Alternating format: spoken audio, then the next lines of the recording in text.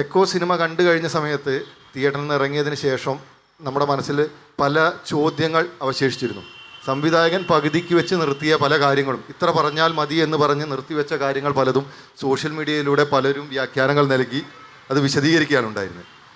ചില കാര്യങ്ങൾ സിനിമയിൽ ഞങ്ങൾക്ക് ഇത്രയേ പറയാനുള്ളൂ, ഇത്ര പറഞ്ഞാൽ മതി എന്ന് നമ്മൾ ആദ്യമേ കരുതിയതായിരുന്നു.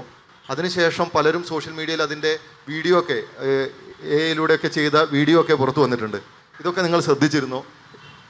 കുറച്ചുകൂടി എന്തെങ്കിലും പറയണമെന്ന് ഇത് കണ്ടപ്പോൾ നിങ്ങൾക്ക് തോന്നിയിരുന്നു? എങ്ങനെയാണ് ഇതിൻ്റെ ഒരു കാര്യം? അല്ല, ഫസ്റ്റ് ഓഫ് ഓൾ ഞങ്ങൾ അത് തീരുമാനിച്ചതാണ് അങ്ങനത്തെ മതി എന്നുള്ളത്. എന്താ പറഞ്ഞാൽ അതിൻ്റെ നമ്മൾ ചില കാര്യങ്ങൾ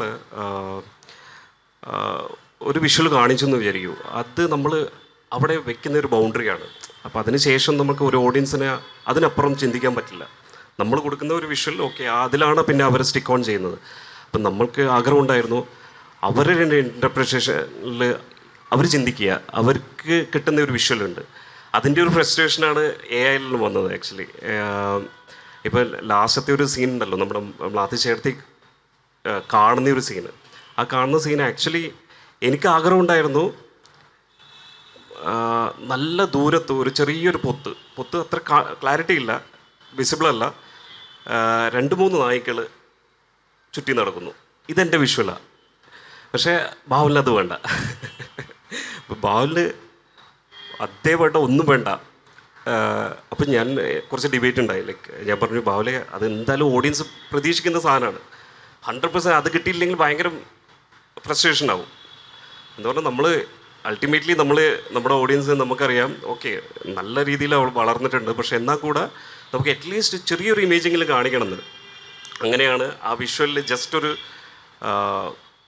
ബൈനോക്കുലർ വ്യൂ കാണിച്ചത്, അതിനപ്പുറം ഒന്നും കാണിച്ചിട്ടില്ല.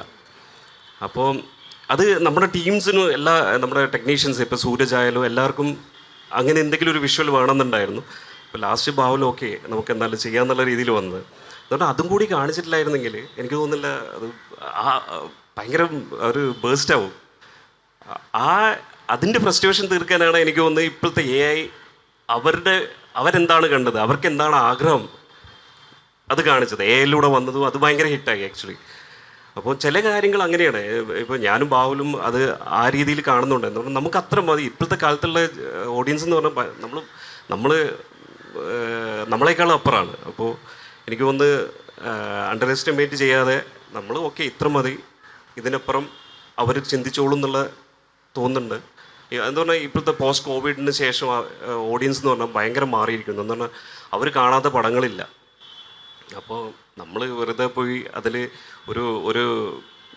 ഒരു ബൗണ്ടറിയിൽ കൊണ്ടുപോയിട്ട് ഒരു ഇമേജ് ഇടുന്നതിന് പകരം അവർ ചിന്തിക്കട്ടെ.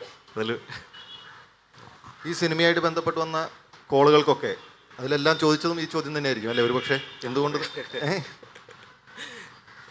ഓക്കെ, പക്ഷെ ഭയങ്കര സന്തോഷം കേട്ടോ. എന്താ പറഞ്ഞാൽ നമ്മൾ അതാണ് ഇപ്പം ഞാൻ ഇപ്പോൾ പറഞ്ഞ സെയിം തിങ്. എന്താ പറഞ്ഞാൽ അപ്പോൾ പല രീതിയിലുമാണ് അവർ ചിന്തിച്ചുകൊണ്ടിരിക്കുന്നത്. ഇപ്പോൾ പ്രജിത്ത് കാണുന്ന വിഷ്വലല്ല ചില സമയം അത് ഇപ്പോൾ അതിലുള്ള ചെറിയൊരു കണ്ടൻറ്റ് നമ്മളൊരു